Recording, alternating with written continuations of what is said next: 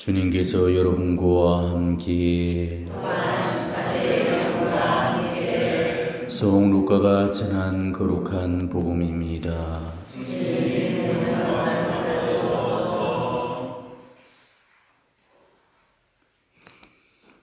그때 예수님께서는 예루살렘으로 이용을 하시는 동안 여러 고을과 마을을 지나며 가르치셨다. 그런데 어떤 사람이 예수님께 주님, 구원받을 사람은 적습니까? 하고 물었다. 예수님께서 그들에게 이르셨다. 너희는 좁은 문으로 들어가도록 힘쓰라. 내가 너희에게 말한다. 많은 사람이 그곳으로 들어가려고 하겠지만 들어가지 못할 것이다. 집주인이 일어나 문을 닫아버리면 너희가 밖에 서서 주님 문을 열어주십시오 하며 문을 두드리기 시작하여도 그는 너희가 어디에서 온 사람들인지 나는 모른다 하고 대답할 것이다.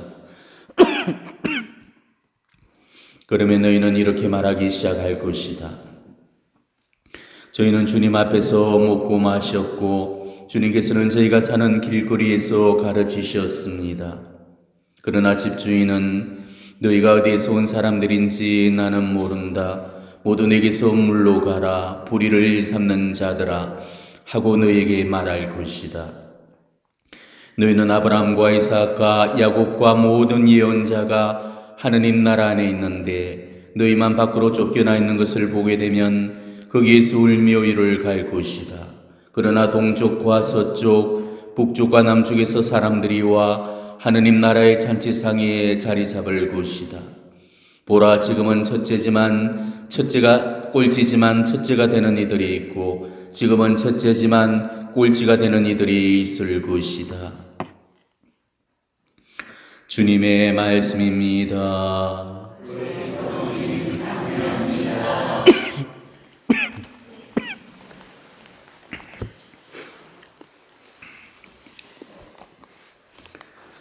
오늘 복음에서 주님은 우리를 좁은 문으로 초대하십니다. 어떤 사람이 예수님께 주님, 구원받을 사람은 적습니까? 라고 질문을 던졌을 때 예수님께서는 극히 적은 사람들만이 그 좁은 문으로 들어가기 때문에 그 좁은 문에 들어갈 수 있도록 힘을 쓰라고 말씀하심으로써 그만큼 구원받는 사람이 적다는 것을 우리에게 눌러 표현을 해주고 계십니다. 예수님의 정언에 따르면 죽어서 가는 저승길에는 두 갈래가 있다고 그러셨습니다. 하나는 넓고 편한 반면에 우리를 멸망으로 이끌게 되고, 하나는 아주 좁고 불편은 하지만은 우리를 구원에 이르도록 한다고 말씀하셨습니다. 그러시면서 많은 사람들이 그 넓은 길을 택함으로써 멸망으로 향하고 있다고 개탄을 하십니다. 평행복음인 그 마태복음에서는 이를 보다 더 상세하게 설명을 해주고 계십니다. 너희는 좁은 문으로 들어가라. 멸망으로 이끄는 문은 넓고 길도 널찍하여 그리로 들어가는 자들이 많다. 그러나 생명으로 이끄는 문은 얼마나 좁고 또 그 길은 얼마나 비좁은지 그리로 찾아드는 이들이 적다. 이렇게 말씀하셨습니다. 저는 예전에는 이 말씀을 하나의 은유적인 묘사로만 그렇게 생각을 해버렸습니다. 신학을 배우면서 사탄적인 교수를 가르치는 신학자들의 그 주장을 받아들이면서 연옥과 지옥의 존재를 부정했죠. 연옥이나 지옥은 단지 하나의 상징적인 그런 표상인 줄로만 알았지만은 지옥불도 실제하는 불이고 그리고 연옥불도 실제하는 불이라는 것입니다. 상징적인 묘사가 아니라는 거죠. 저는 언젠가 기도하면서부터 이런 영적인 무지에 눈을 뜨게 되었고 그게 아니라는 걸 알고 이단 교설의 속은 것을 깨닫게 되었습니다. 천국이 존재하듯이 연옥과 지옥도 분명히 존재하고 예수님이 말씀하셨던 그 넓은 문, 좁은 문이 바로 천국과 지옥을 의미한다는 것을 분명히 알게 되었습니다. 저처럼 속고 계신 분들이 계시다면 더 이상 사탄의 거짓과 오류에 속아 넘어가지 말 것을 당부드립니다. 지옥은 분명히 존재합니다. 사탄마귀 양령들도 분명히 존재합니다. 예수님의 오늘 이 말씀은 결코 상징적인 그런 묘사가 아니고 천국과 지옥을 사실적으로 단지 은유적인 그런 묘사로서 표현을 해놓은 것 뿐입니다. 자비의 사도이신 파우스티나 성리의 일기 그 153편을 보게 되면은 오늘 복음과 정확하게 일치하는 그 대목이 나오고 있습니다. 성녀는 일기에서 이렇게 밝히고 있습니다. 어느 날 나는 두 개의 길을 보았다. 길 하나는 넓었고 모래와 꽃들로 덮여 있었고 기쁨과 음악과 온갖 종류의 즐거움으로 가득 차 있었다. 사람들은 그 길을 걸으면서 춤을 추고 즐기고 있었다. 그리고 그 사람들은 자신들은 깨닫지도 못하는 사이에 그 길의 끝에 도달했다. 그런데 그 길의 끝에는 무서운 절벽, 곧 지옥의 깊은 심연이 있었다. 영혼들은 눈이 멀어 그 속으로 빠져들어갔다. 그들은 걸어가면서 그대로 떨어졌다. 그런 사람들의 수는 하도 많아서 세어볼 수 없을 정도였다. 그리고 나는 다른 길을 보았다. 그 길은 좁고 가시와 돌로 뒤덮인 오솔길이었다. 그 길을 걷는 사람들의 눈에는 눈물이 흐르고 있었고 온갖 종류의 고통을 짊어지고 있었다. 어떤 이들은 돌에 걸려 넘어졌으나 곧바로 다시 일어나서 계속 걸어갔다. 그 길의 끝에는 온갖 종류의 행복으로 가득 찬 아름다운 정원이 있었고 이 영혼들은 모두 그 안으로 들어갔다. 그들은 즉시 자신들의 모든 고통을 잊어버렸다. 이렇게 쓰고 있습니다. 요즘 지옥 옵는 하면은 고리타분한 중세기적인 낡은 신신과 취급을 받기 일쑤입니다. 어쩌다가 우리 교회가 지금 이 지경까지 이르게 됐는지 모를 지경입니다. 천국은 이야기를 들어 하는데 지옥을 이야기해주는 사진은 잘 없죠. 오늘날 우리는 지옥이 실종된 그런 신앙을 살고 있습니다. 실제로 미국의 우리 집이 될지도 모를 그 집에 관해서 지금 이 사제들은 함구를 하고 있고 우리 신자들은 너무나도 무관심합니다. 그로 인해서 얼마나 많은 영혼들이 지옥으로 떨어져 있고 또 얼마나 많은 영혼들이 또 지옥 연옥으로 가고 있는데도 내가 지금 연옥에 떨어지는 줄도 모르고 지옥에 끌려가는 줄조차 모르게 연옥행, 지옥행 열차를 타고 있는 것입니다. 우리가 저승에 가면 놀랄 일이 세 가지가 있다고 말씀드린 적이 있죠. 꼭 와 있어야 될 사람이 거기에 없다는 사실에 한 번 놀라게 되고 결코 와서는 안 될 사람이 거기에 와 있다는 사실에 또 한 번 놀라게 되고 내가 바로 그곳에 와 있다는 그 사실에 세 번째로 놀라게 된다고 그럽니다. 그러니까 저놈은 지옥에 갈 거야 그렇게 말해서도 안 되는 거고 난 천국에 가질 거야 그렇게 과신해서도 안 된다는 것입니다. 내가 사제로 신자로 이만큼 살면 되지 또 얼만큼 더 잘 살아야 돼 이렇게 생각할 수도 있을 겁니다.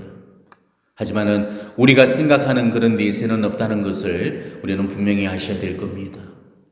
우리는 하느님을 선택한 사람들이죠. 그렇지만은 사실은 우리가 하느님을 선택한 것이 아니고 하느님께서 우리를 선택하신 겁니다. 하느님은 우리를 위해서 우리를 내신 게 아닙니다. 당신을 위해서 우리를 창조하신 거죠. 우리는 하느님께 선택된 영혼들이기 때문에 우리는 하느님의 영광만을 위해서 살아야 되는 것입니다. 하느님은 우리가 당신만을 위해서 살지 않고 이 세상과 피조물을 위해서 사는 것을 용납지 않으십니다. 그렇기 때문에 우리가 누릴 상급도 더 크지만은 받을 그 벌도 더 엄하다는 것을 아셔야 됩니다.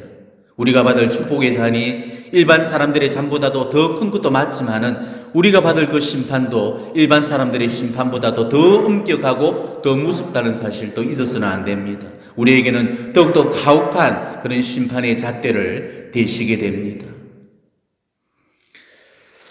천국 가고 싶은 사람 손 들어 보십시오. 손 들어 보셔요. 네. 근데 천국 갈 수 있을까라고 정말 확신하는 사람 손 들어 보십시오. 천국은 가고 싶은데 천국 갈 확신이 없다면은 지금 그 사람은 노력을 더 하셔야 됩니다. 서울대학교는 가고 싶은데 서울대 갈 실력이 안 되면은 더 노력을 해야죠. 우리는 천국에 대한 희망을 품고 또 천국에 갈 수 있을까라는 분명한 목표를 갖고 매진을 해야 되는 것입니다. 세례를 받았다고 해서 무조건 천국을 따놓은 당상이라고 생각해서는 안 되는 거죠. 천국에 가리라는 확신을 가지는 것은 좋은 거지만 천국에 가게 된다는 과신은 절대 금물입니다. 그렇게 믿었다가는 그 과실이 언젠가 우리를 가장 큰 충격에 빠뜨리게 할지도 모릅니다.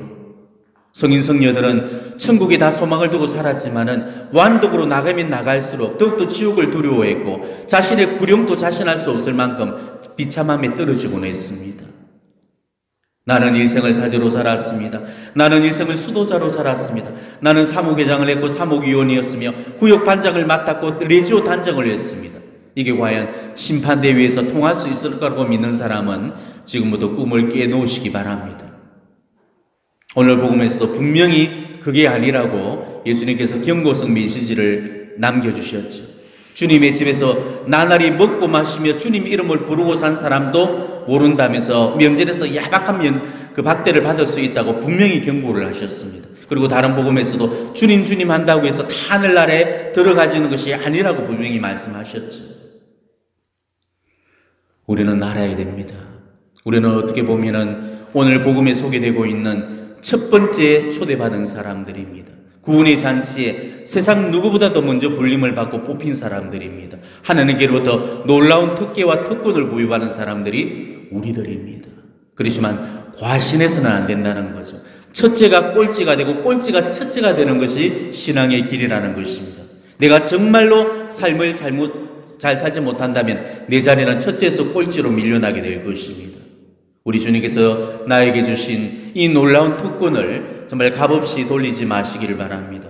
구원에 들도록 애써 노력하면서 전심전력으로 힘을 써야 될 것입니다.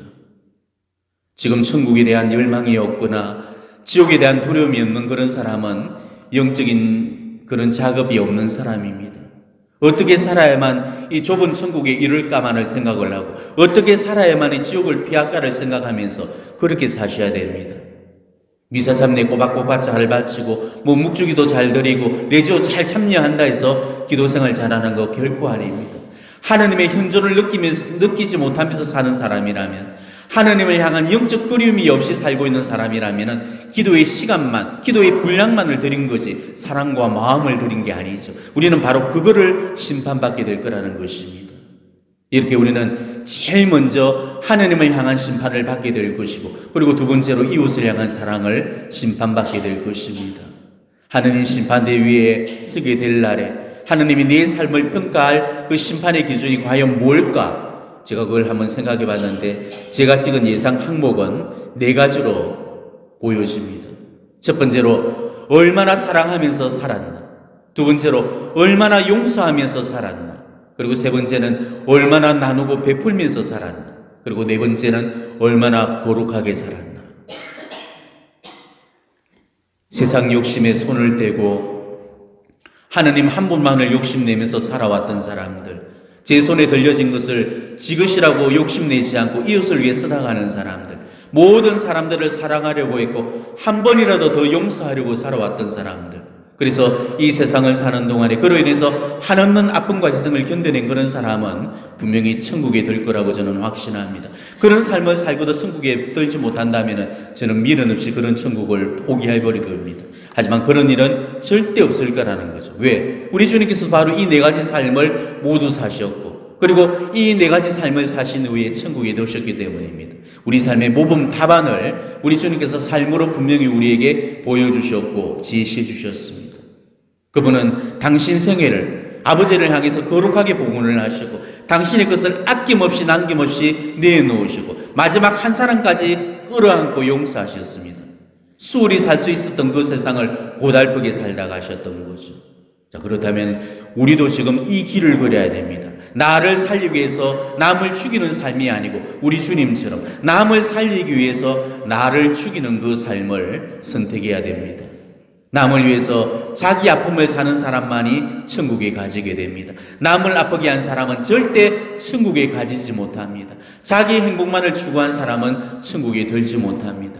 저만을 위한 그런 이기적인 삶을 살고 남을 눈물지게 만든 사람, 또 세상적인 출세와 성공만을 추구하면서 세상을 천국처럼 살아온 그런 사람은 천국에 가지지 않습니다. 이미 세상에서 천국을 다 살아버렸기 때문에 더 이상 그가 갈 천국이 없는 거죠.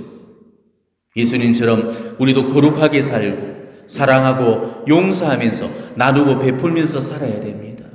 그러기 위해서는 이 세상이 부리고 있는 욕심부터 내려놓아야 됩니다. 정말 우리가 부려야 될 그런 욕심이 있다면 하느님께 부리는 욕심 그 한 가지뿐이어야 됩니다. 욕심으로 가둬놓은 그런 재물이 있다면 베풀고 나누면서 내가 가진 것들을 다 풀고 가야 됩니다.